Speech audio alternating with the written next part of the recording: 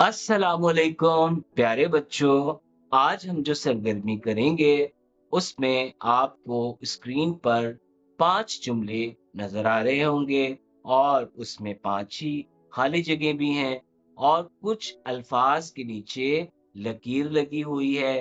तो आपने क्या करना है, जो लकीर लगे हुए अल्फाज होते हैं वो कहलाते हैं खत कशीदा।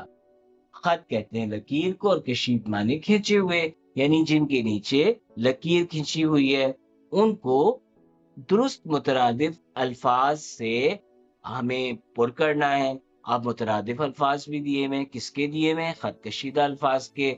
तो हमने देखना है कि कौन सा लफ्ज दुरुस्त है और उसकी मदद से हमने खाली जगह पुर करनी है। बहुत आसान सी सरगर्मी है। अच्छा, मुतरादिफ लफ्ज क्या होते हैं? मिलते जुलते, जिनके मानी मिलते जुलते होते हैं। एक जैसे मानी वाले अल्फाज मुतरादिफ कहलाते हैं। आप इन्हें अंग्रेजी में सिनोनियम्स भी कहते हैं। अच्छा, अब आप देखें, जुमलों पर आते हैं। पहला जुमला है, अच्छी ग़िज़ा सेहतो डैश के लिए ज़रूरी है। अब दो लफ्ज़ हैं, सेहत के साथ क्या लगाएं, तंदुरुस्ती या बीमारी? तो बीमारी तो सेहत की जिद हो गई, तो अब दुरुस्त क्या हो गया? तंदुरुस्ती। अब आप जुमला पढ़िए, अच्छी ग़िज़ा सेहतो तंदुरुस्ती। तंदुरुस्ती के मानी भी क्या है? सेहत ही के हैं, तंदुरुस्ती के लिए जरूरी है। इसी तरह से दूसरा जुमला है, इंसान को हमेशा गुरूर व डैश से बचना चाहिए।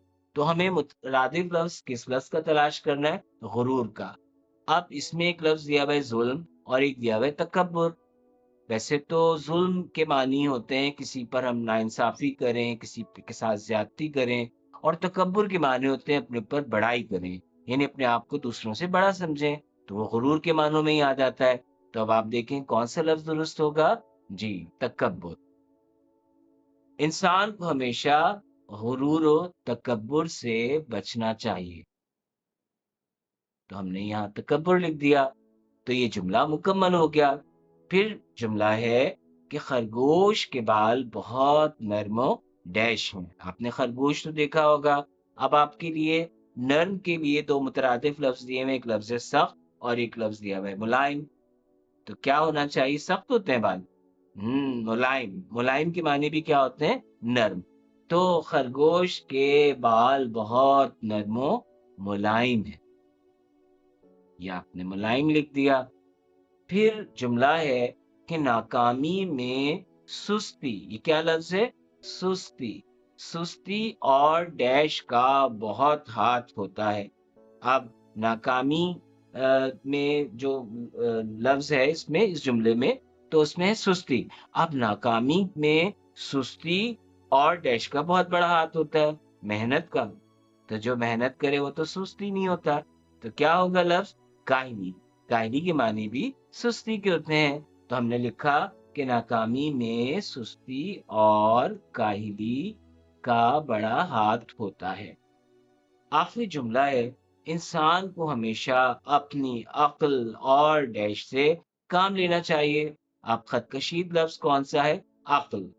अक्ल के लिए जो दो मुतरादिफ लफ्ज दिए हुए हैं, उनमें जो फहरिस्त दी हुई है उनमें मुतरादिफ तो कोई एक होगा। एक लफ्ज है ताकत और एक लफ्ज है समझ। अब आप देखें कि इंसान को हमेशा अपनी अक्ल और ताकत से काम लेना चाहिए या फिर समझ से काम लेना चाहिए। जी, अक्ल का मुतरादिफ तो समझ होगा। तो क्या होगा जुमला?